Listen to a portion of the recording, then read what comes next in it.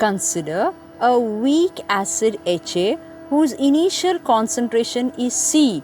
Since it is a weak acid, it will undergo partial ionization. Let the extent of ionization be alpha. Consider this weak acid HA undergoing partial ionization forming H3O plus A minus. As said earlier, initially concentration of HA is C.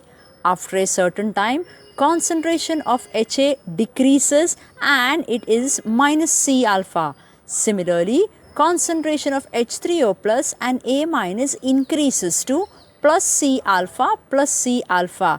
Alpha is the extent of dissociation. Finally, at equilibrium, the concentration of HA will be C minus C alpha, whereas concentration of H3O plus and A minus will be C alpha, C alpha. Applying law of chemical equilibrium to the above reaction, Kc will be equal to concentration of H3O plus multiplied by concentration of A minus divided by concentration of HA, where we know that the concentration terms are being substituted as C alpha for H3O plus, C alpha for A minus, and finally C minus C alpha for HA. Thus, Kc is replaced by Ka, where Ka is called dissociation constant of the weak acid, and on simplifying we get Ka is equal to C alpha square 1 minus alpha.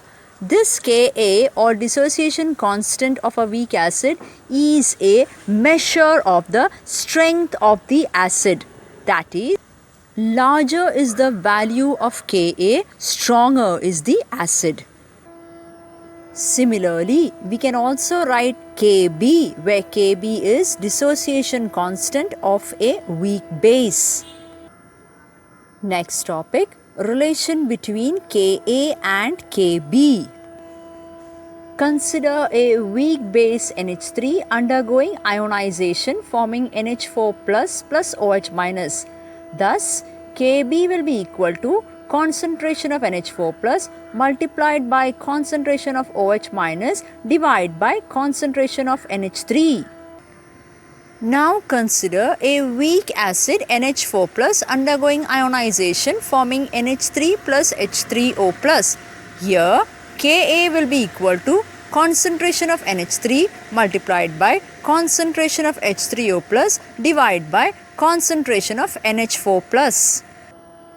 In the next step, you are multiplying Ka with Kb, and when you multiply Ka with Kb, we realize that NH3 and NH4 plus get cancelled, and finally we get Ka into Kb is equal to Kw, or pKa plus pKb is equal to pKw, which is equal to 14.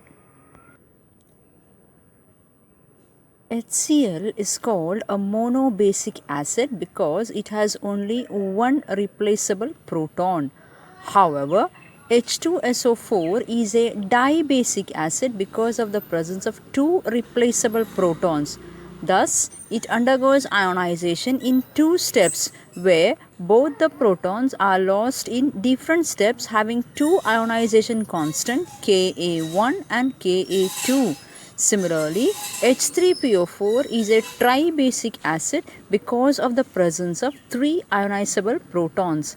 An acid can thus be monobasic or polybasic depending upon the number of protons present. Similarly, a base can be monoacidic or polyacidic depending upon the number of OH groups which are present.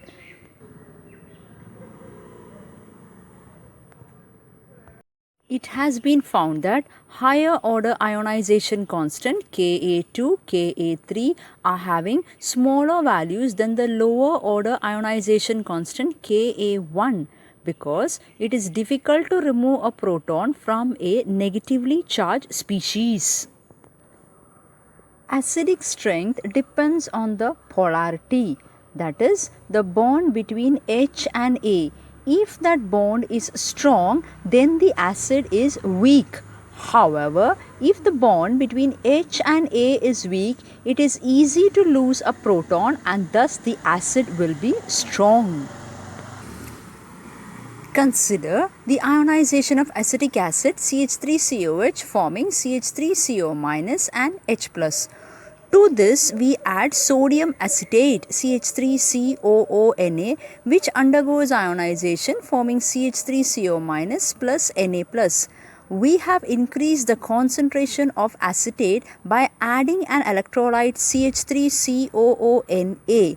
Thus, the concentration of the product increases. So, according to Le Chatelier's principle, the equilibrium will shift in the backward direction.